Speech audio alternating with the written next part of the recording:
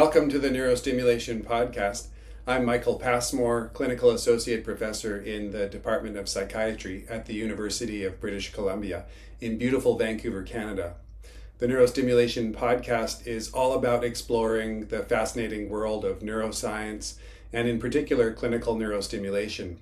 I'd like to also start to expand the scope of this podcast to really end up being an interventional mental health podcast. So in addition to non-invasive clinical neurostimulation, I'm going to start expanding this into other areas such as psychedelic assisted therapy, particularly ketamine, and other such interventional mental health strategies to help improve wellness, functioning, and quality of life.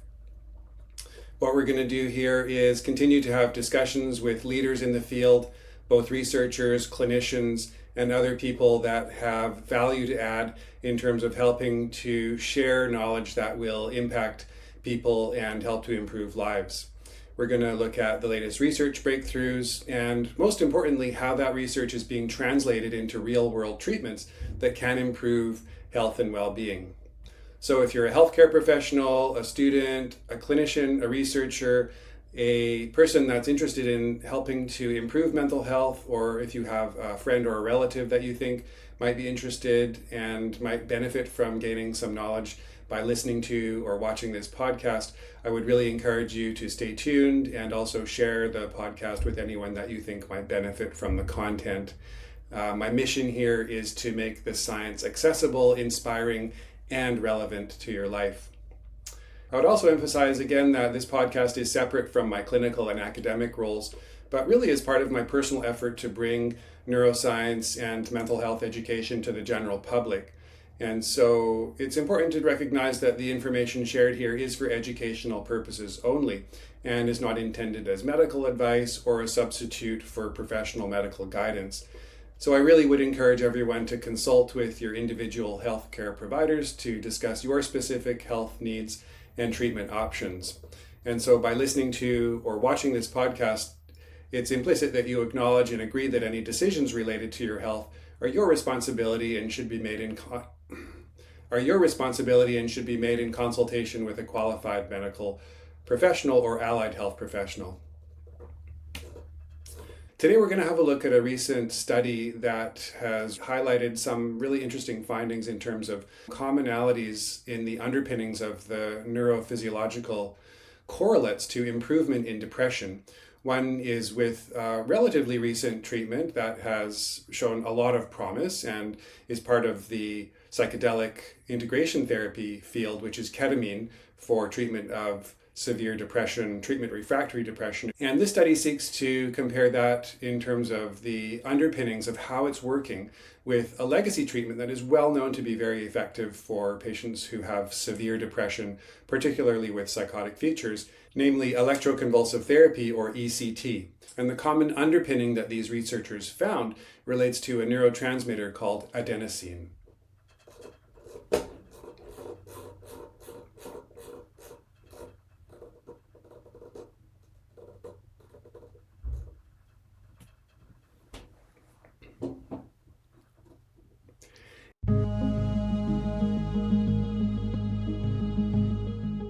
If you've ever needed coffee to wake up, you've met adenosine, a natural brain signaling chemical that builds up while we're awake and makes us feel sleepy. Caffeine works by blocking adenosine. This study in the journal Nature suggests that adenosine may be the common language behind two of the fastest antidepressant treatments that we have, ketamine and electroconvulsive therapy or ECT. In this study, when scientists blocked adenosine's effects in mice, and that's important, we'll come back to that, the antidepressant benefits disappeared. Activate that pathway and the benefits reappeared.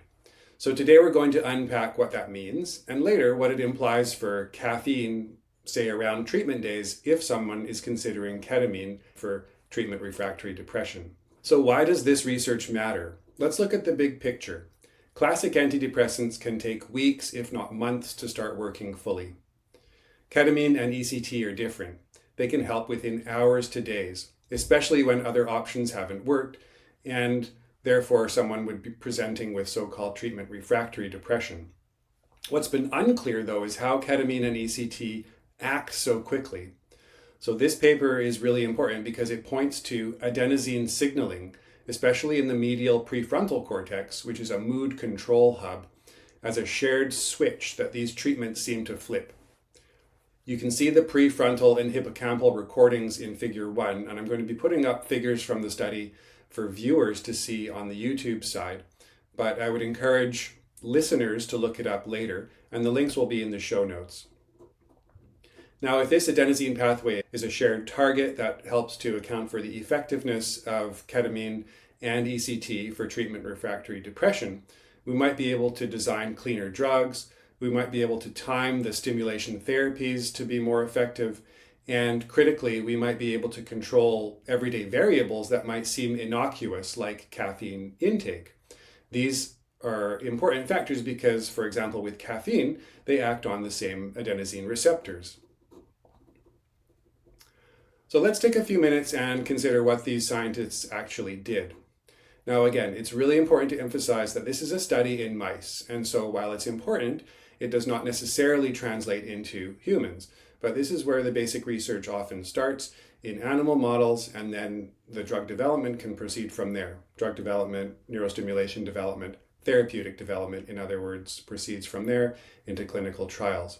So these researchers used a tiny light-up sensor to watch in real time what adenosine systems were doing in living mouse brains while giving ketamine. And the result that they found was fascinating.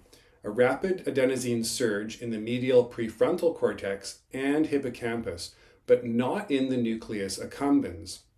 And so they found that the signal started about 100 to 150 seconds after ketamine dosing, and it faded over minutes.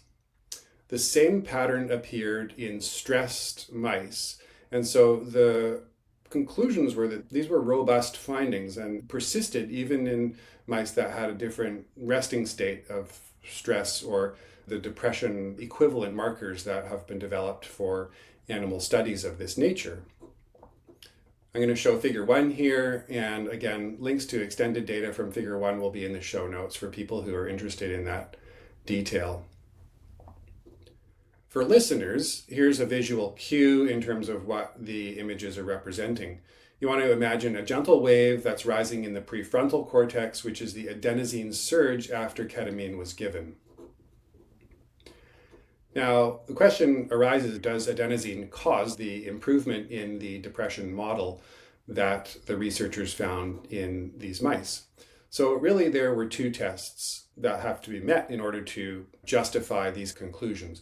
The first test is that of necessity. Okay, so removing adenozine's 2 key locks, if you will. So with neurotransmitters, it's basically a chemical that nests inside of a receptor that acts as a lock and key in order to change the degree to which these pathways are active or not.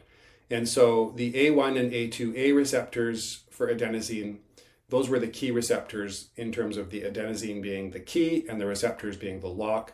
The 2 locks, if you will, are the A1 and A2A receptors.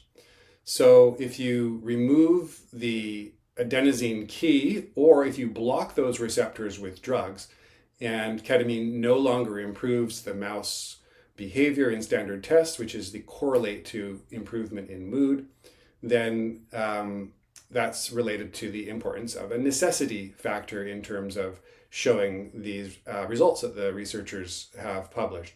The second one is sufficiency. So the data has to be necessary and sufficient in order to support conclusions around commonalities of neurophysiological correlates of therapeutic benefit. And so the second factor, sufficiency, is that those receptors have to be turned on. So in other words, if you're able to turn on those receptors without ketamine and you can mimic the rapid benefit, then again, you can show that the activation of those receptors is in some ways sufficient in order to account for the change that correlates with improvement in the mood model of those animals. So they found that the A1 receptor produced a longer lasting piece out to 24 hours. And again, the extended data on that from figure 4 is going to be linked to in the show notes. Now, whereabouts in the brain that they found this is important. So the medial prefrontal cortex, a key area in terms of regulating mood, we know that. So local adenosine there, the surrounding glial cells, local astrocytes, to release the adenosine seem to improve the behavior. That would be the correlate of the mood improvement in the mouse model. Now, if you're knocking the A1 and A2A receptors out only in that region, the systemic ketamine appeared to stop working.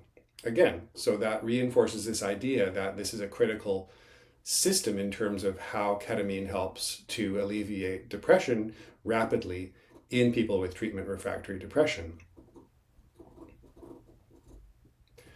Now, one question that's interesting is, how does the ketamine raise the adenosine without overstimulating the brain? Because when we're looking at altering natural neurochemical pathways, we also have to be careful that we're not overshooting and causing potential side effects.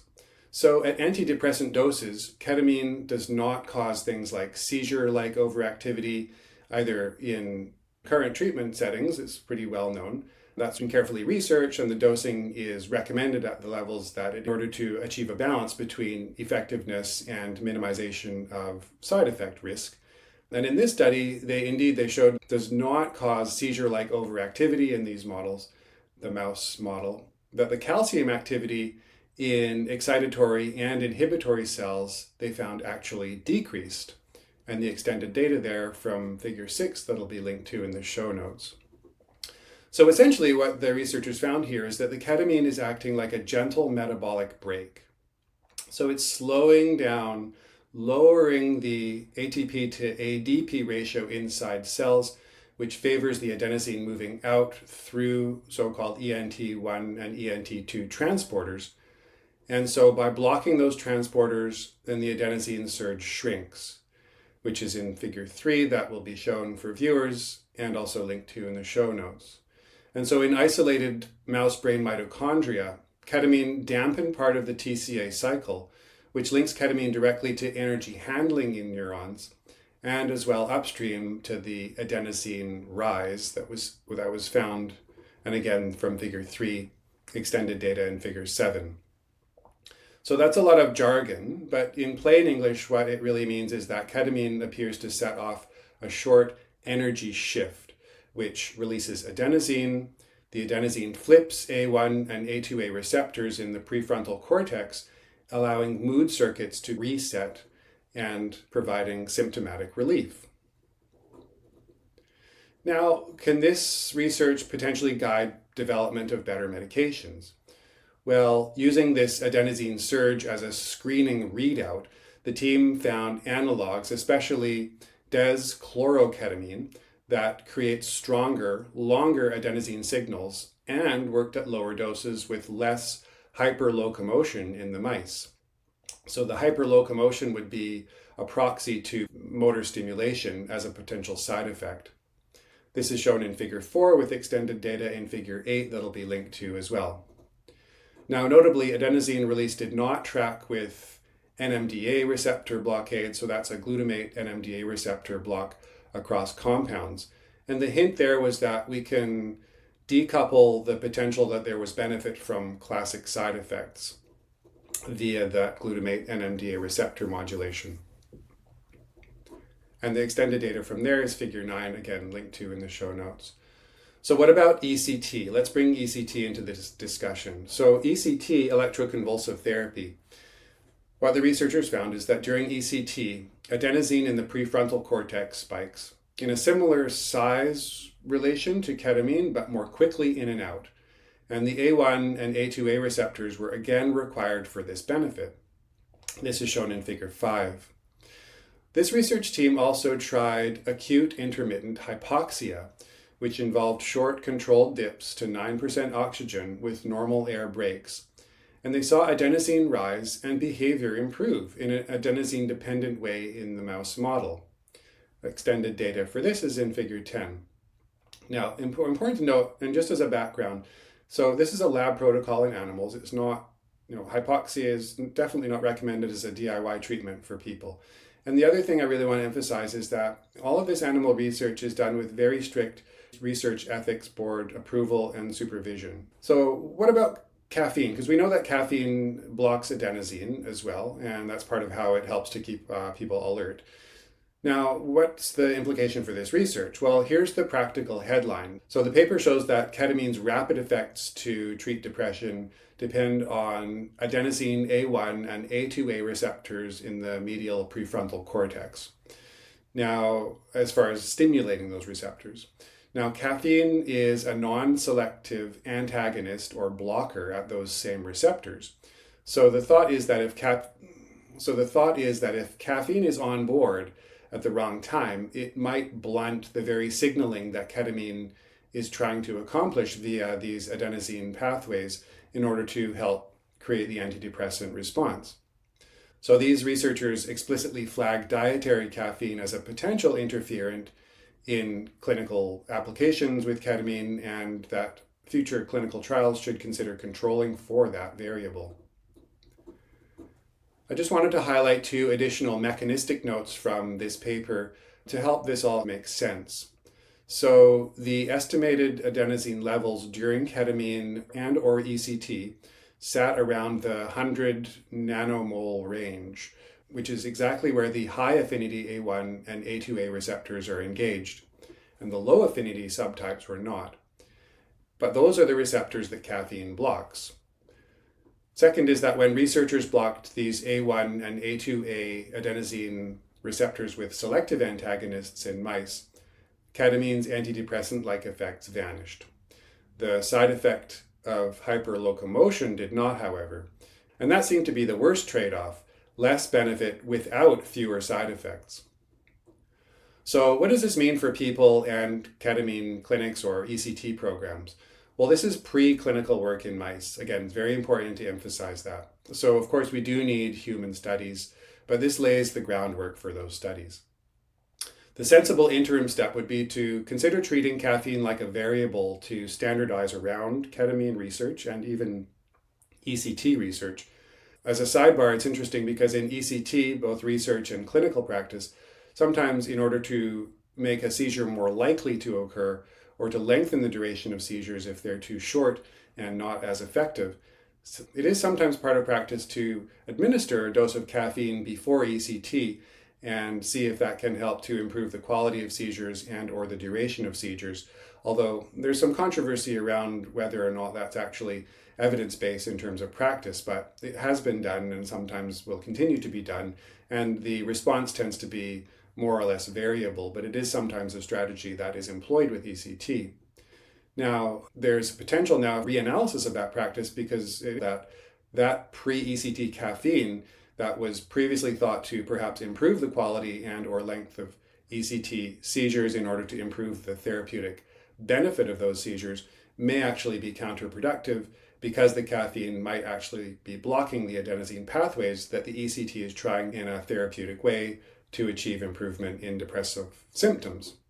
So the researchers basically consider that the intake of dietary caffeine should be treated like a variable to standardize around when either using ketamine or ECT clinically or when designing clinical trials with those therapeutic modalities. So the recommendations were to be documenting the amount of caffeine intake, the timing of caffeine intake, trying to keep it consistent visit to visit to avoid some fluctuation in that potential variable, or even considering an abstinence on your discussions with your own care providers at either ketamine clinic or ECT program.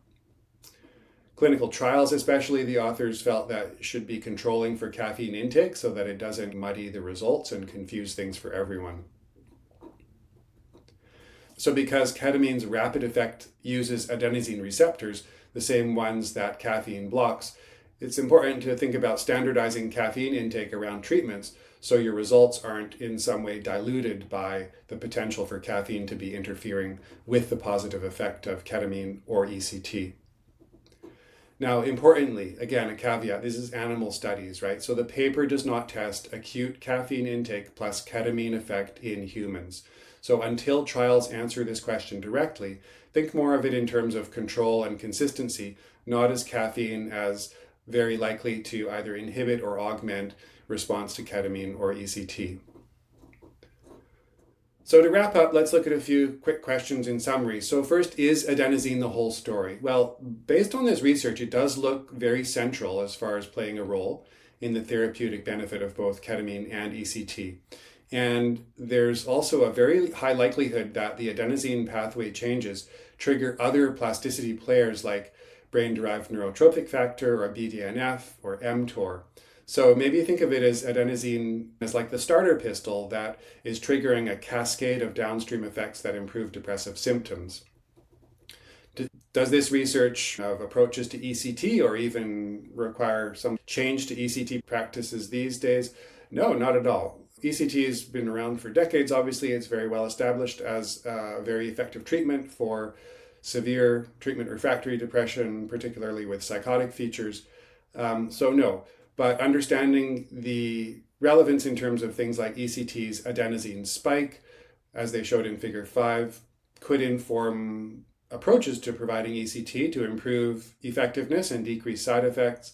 For example, tweaking stimulation parameters, or perhaps considering how combination strategies could be more effective for patients in clinical practice, future studies.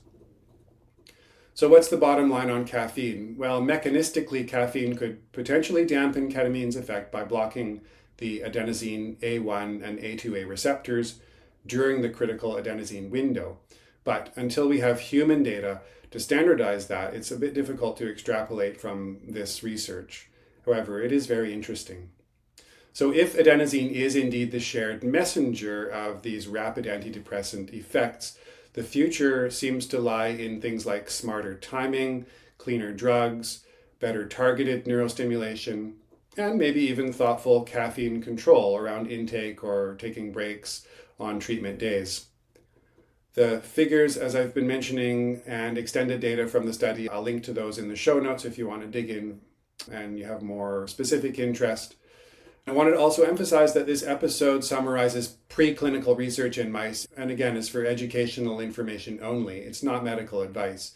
So treatments like ketamine, ECT, other non-invasive neurostimulation, or particularly controlled oxygen necessarily translate from this research into clinical practice, and any of those should really only be considered in regulated clinical settings under qualified supervision.